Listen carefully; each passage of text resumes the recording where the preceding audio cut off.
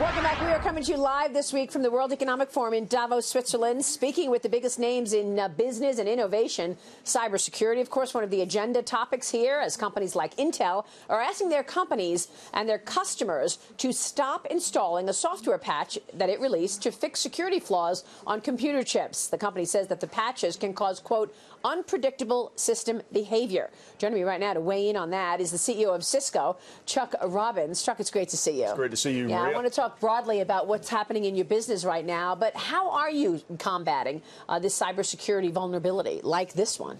Well, first of all, I think Intel's done a reasonable job. It's obviously a significant issue, and in the industry, we all try to come together when we have these kinds of issues occur, and there's a great cooperative spirit between the major tech companies when we find these types of issues, and we're working through it with them just like everybody is, and I think they're doing the right things. What can you tell us about IT budgets today, Chuck? I mean, here we are looking at an environment where people are talking about 4% economic growth. Yeah. Your business is the guts to any other business in a whole host of sectors. So right. I want to ask you what you're seeing in terms of IT budgets. Are managers spending more on your products? Well, it's early in the year, and every year when we start the new calendar year, budgets begin to become more visible as we get into it. And we're in the latter part of our quarter now, and so we'll be reporting earnings in a couple of weeks, and we'll give some insights into that.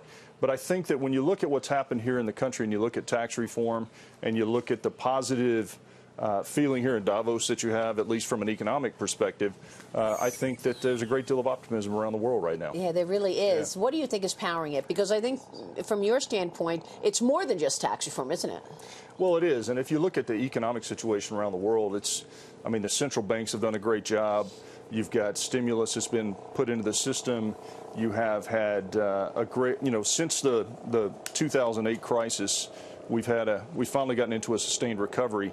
And now what you see happening, though, with our business is that, as we've seen here in Davos, if you go back 3 or 4 years, we were talking about the Internet of Things and now the fourth industrial revolution, and there is no doubt that that's occurring, and no one's talking about it. So here we're having conversations about how do we redefine the architecture inside a vehicle. Those are the conversations we're having now. So technology is permeating every aspect of life and industry, and as that happens, as billions of things become connected, obviously that's good for us. Yeah, let's talk about that, because we were talking with Carlos Ghosn yesterday, and he was saying everything in a car today is technology related. So what areas of business are the most important in terms of powering your business? What sectors?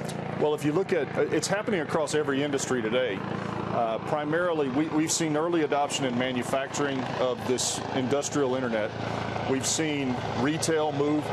Sorry about that. That's great. This must mean someone important is arriving, because a helicopter is here making lots of noise, but hopefully they've just passed us. So you said manufacturing. Well, I just let you know when I arrive in Davos, I wouldn't interrupt you like that, just for the record. We've seen manufacturing, we see healthcare, we see connected cars. We made an announcement at CES with Hyundai.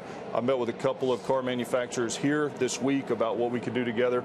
And then across our broader business, just the connectivity of all these devices, the management of the data, the cybersecurity issues that are associated with it, they all provide great opportunities for us in the future. Yeah, because everything is connected today. Everything. So tell us how the Cisco products connect. Well, so I think they're circling to come back to see if they make sure you heard them the first time. Yeah. So when you look at the connectivity of all the platforms, Sorry, just give it a minute for a second. It's going round and round, yeah. It's right on top. They're going to land right here. They're right above us. They're going to land. This helicopter. The net of the issue is that as we connect vehicles, as we connect vending machines, as we connect manufacturing facilities, whatever they are, Cisco is the largest machine-to-machine connectivity platform. Then after that, you have to actually take the data that's created and help our customers move that data to the place that they need it. And whether it's in a public cloud, whether it's in a private cloud, or whether they want to assess and manage that data at the edge of the network is going to play a great role.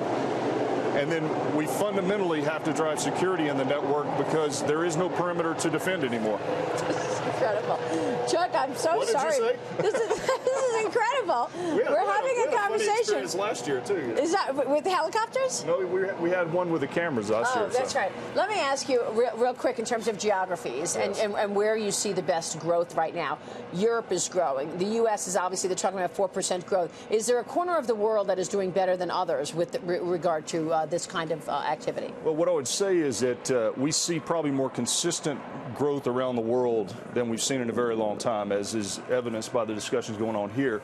When we look at the adoption of the technology, we see emerging countries adopting the technology to try to solve problems in a massive way, at massive scale, whether it's in India, whether it's in China. And then we see, obviously, developed countries leveraging these technologies to look at how we make cities smarter, to how to optimize traffic and optimize citizen services. So it's really happening everywhere. It's amazing. Yeah. So. Incredible performance. How do you keep this going?